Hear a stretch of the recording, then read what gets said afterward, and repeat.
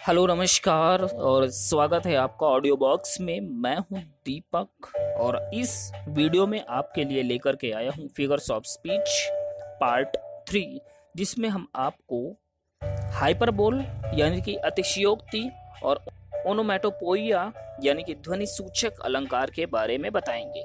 तो चलिए फिर स्टार्ट करते हैं। Hyperbole. In hyperbole things are represented as greater or less better or worse than they really are। यानी कि हाइपरबोल, जिसे हम हिंदी में अतिशयोक्ति कहते हैं, इसका मतलब हुआ कि हाइपरबोल वह अलंकार है जिसमें किसी बात को उसकी वास्तविकता से कहीं अधिक बढ़ा चढ़ाकर यह बहुत अधिक घटाकर पेश किया जाता है। तो ये होता है हाइपरबोल। अब चलिए हाइपरबोल के एग्जाम्पल की बात कर लेते हैं। तो एक एग्जाम्पल है, she wept N ocean of tears, यानी कि वह समुद्र के आंसू रोई, या फिर यूं कहें कि वो इतना रोई कि समुद्र तक भर जाए। अब यहाँ पर ये नहीं कि उसके रोने से समुद्र भर जाएगा या समुद्र जितना रोई वो, नहीं, बिल्कुल नहीं। कहने का मतलब ये है कि उसकी तुलना कर दी गई कि वो इतना ज्यादा रो ली कि बाप रे, समुद्र भर जाए, इतना ज्यादा रो ली है वो। अगले एग्जांपल की बात करते हैं। तो reverse of blood flowed in the battlefield, यानी कि युद्ध के मैदान में खून की नदियां बह गईं। अब जब युद्ध होता है तो खून खराबा होता है, जाहिर सी बात है, होता है। लेकिन इसका मतलब ये नहीं कि खून की नदियां बहने लगी। लेकिन जब हम बताते हैं तो इन बातों को बढ़ा चढ़ा के बता रहे हैं कि युद्ध के मैदान में खून की नदियां बह गई हैं। तो यहाँ पर होगा हाइपरबोल यानी कि अतिशयोक्ति। अगले एग्जाम्पल की बात करें तो they build the nations pillars and lift them to the sky, यानी कि वो राष्ट्र के स्तंभ को बनाते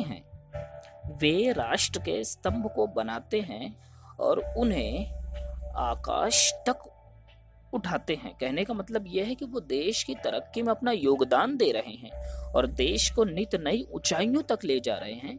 लेकिन हम कह किस तरह से रहे हैं, हम इस बात को प्रकट किस तरह से कर रहे हैं, बढ़ा चढ़ा के, कि वो राष्ट्र के स्तंभ हैं, नींव है, बुनियाद है, और उसे उठा करके आसमान की ऊंचाइयों तक ले जाते हैं।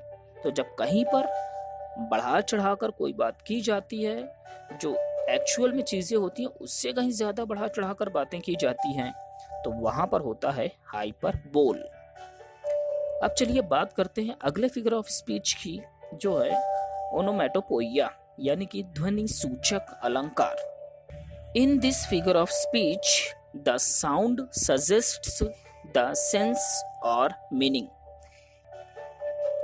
कहने का मतलब यह है कि ओनोमैटोपोइया वह अलंकार है जिसमें शब्द की आवाज से अर्थ का बोध होता है, अर्थ का ज्ञान होता है।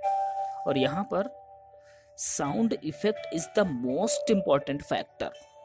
साउंड इफेक्ट मतलब कि तरह तरह की आवाजें, हर आवाज का एक अलग फ्लो होता है, एक अलग टोन होता है, एक अलग लेवल होता है, और उस आवाज से ही हमें उसका बोध होना, उस आवाज का ज्ञान होना, उस आवाज की पहचान करना, वो ओनोमैटोपोइया ही कहलाता है।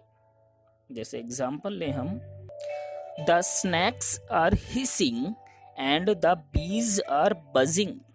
द स्नैक्स यानी कि सांप, आर हिसिंग फुफकार रहे हैं, सांप फुफकार रहे हैं, और द बीज आर बजिंग, तो और मधुमक्खियां भिनभिना रही हैं।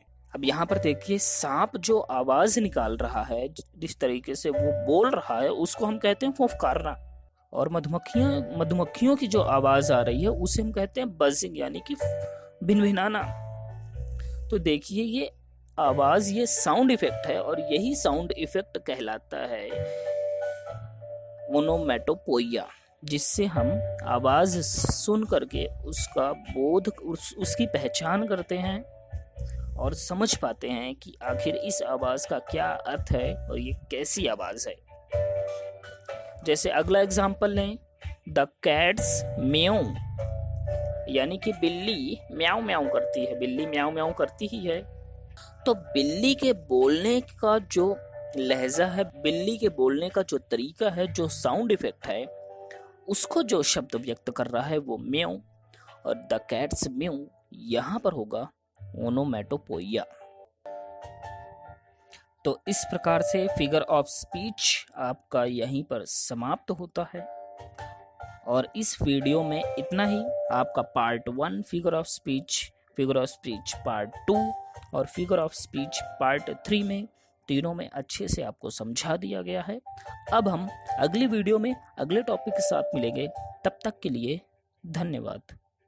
जय हिंद।